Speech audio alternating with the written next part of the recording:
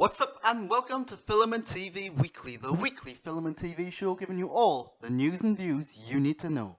I'm your host Grant Burton. You can follow me on Twitter and Instagram at @the_Grant Burton, or in the meantime, give me a subscription on YouTube, give me a thumbs up, that would be much appreciated, and leave some comments and feedback down below. But enough of that, let's get on with the show.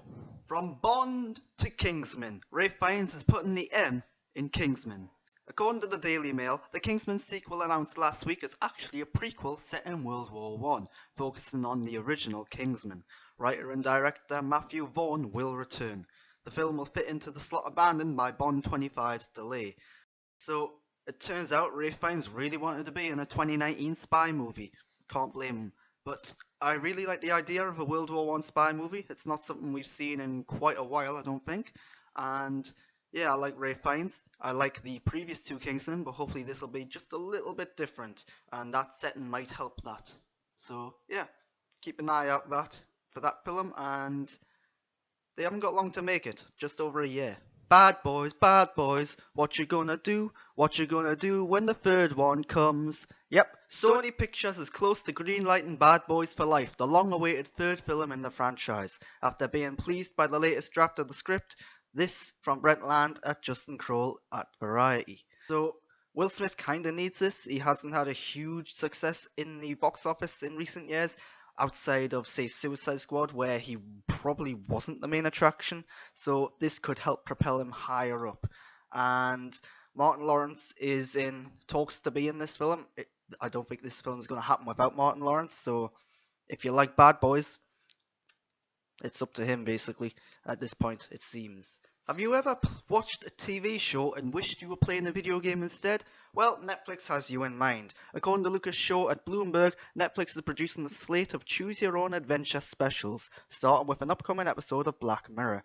They'll let viewers decide and choose the next storylines featured in their TV episodes, but the exact specifics of how this will work have not yet been disclosed.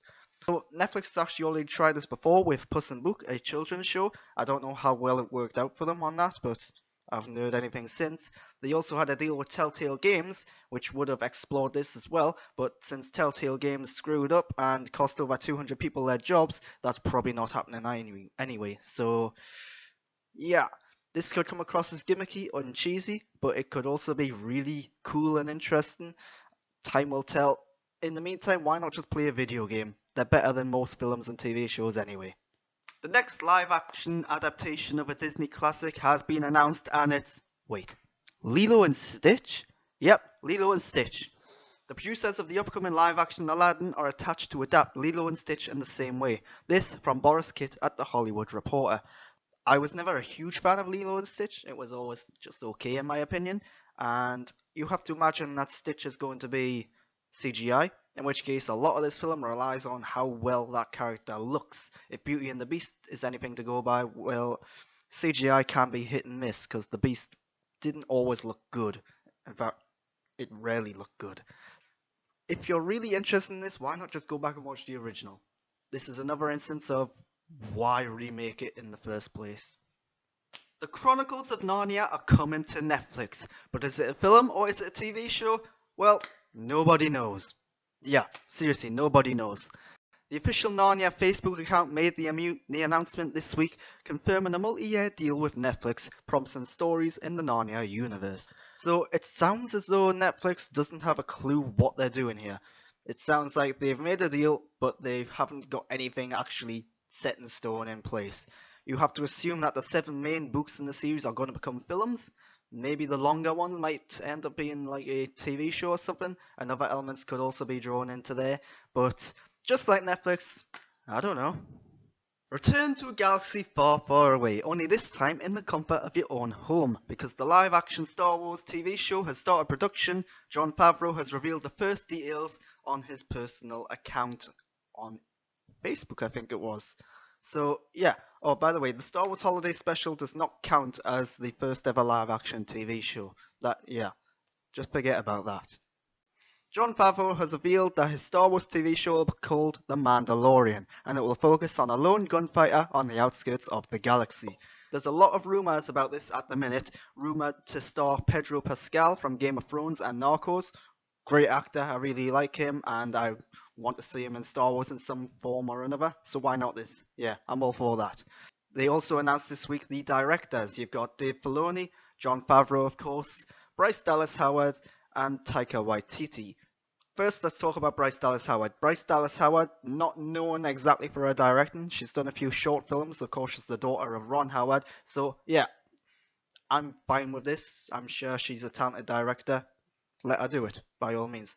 There are some other directors on there as well, but they're lesser known. More for their TV stuff. Then move on to Taika Waititi. Taika Waititi needs to do a Star Wars film at some point. His take on Thor Ragnarok was brilliant. And this could be a gateway for him to actually get there eventually. The big one I want to talk about is Dave Filoni. It's brilliant that Dave Filoni is directing the first episode of this.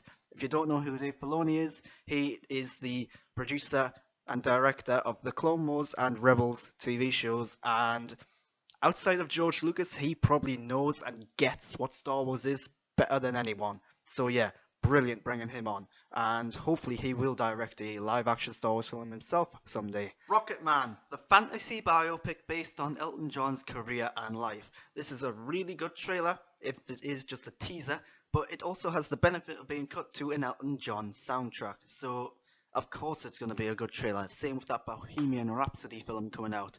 If you get good music, it's going to be good. So I'm not entirely sold on Taron Egerton as Elton John, but I don't think that particularly matters. It looks like a really good, fun film. And yeah, I like Elton John. You've got an upcoming streaming service from DC. So how do you go about promoting it in other regions? Yep, you get your flagship show and you put it on a rival streaming service. This kind of confuses me. So I'm not even going to talk about the trailer for Titans, but that is what I'm on about.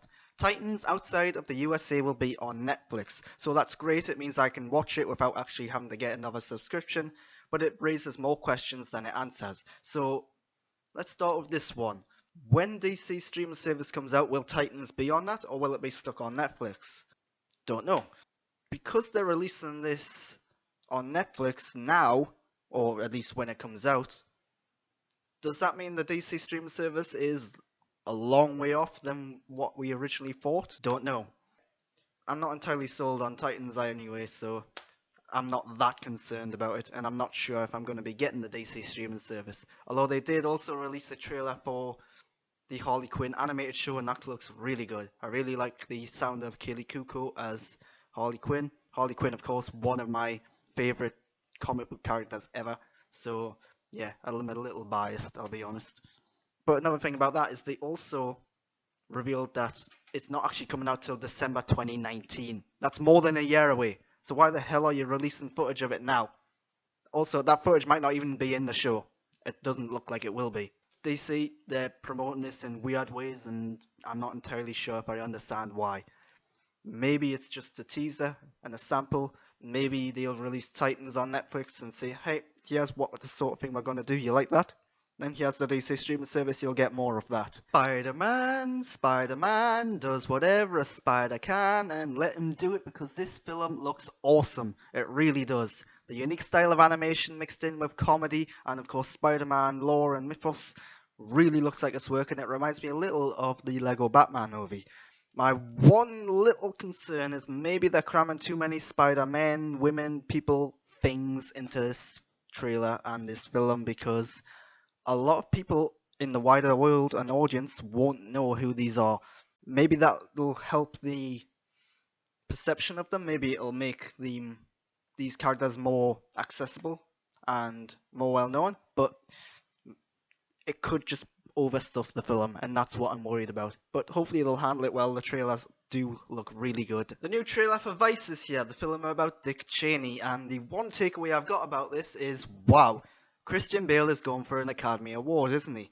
Because yeah, he has transformed himself and he looks different, let's say. How far is Christian Bale willing to go for a role? Because he's done some crazy things in the past, and now this is kind of taking it to a next level, I suppose. But yeah, the trailer itself looks pretty good, I suppose. It's October, so it's spooky time. Yeah, the new trailer for The Chilling Adventures of Sabrina is out, and I am so in on this show. I remember watching Sabrina the Teenage Witch, and I kinda liked that, although looking back, it was probably pretty bad now. I was in on this the moment they announced it, and then they revealed Kiernan Shipka was playing Sabrina. Brilliant casting. It looks really interesting. It's got a darker tone, nice little touches of humor here and there in this trailer, and yeah, I just can't wait for this. I think it's 2 weeks. Bring it on. Thanks for watching Film and TV Weekly, the weekly film and TV show giving you all the top news and views you need to know. I hope you've enjoyed it. If you have, I'd appreciate your support by giving me a subscription and a thumbs up, and leaving a comment and feedback down below. I'm Grant Burton. You can follow me on Twitter and Instagram at _Grant Burton. And just before I leave, I've got one recommendation. Private Life, a film that's just came out on Netflix. Really good. I'm not going to review it because I haven't got the time, but yeah, check that out. But until next time, I'm Grant, and I'm out.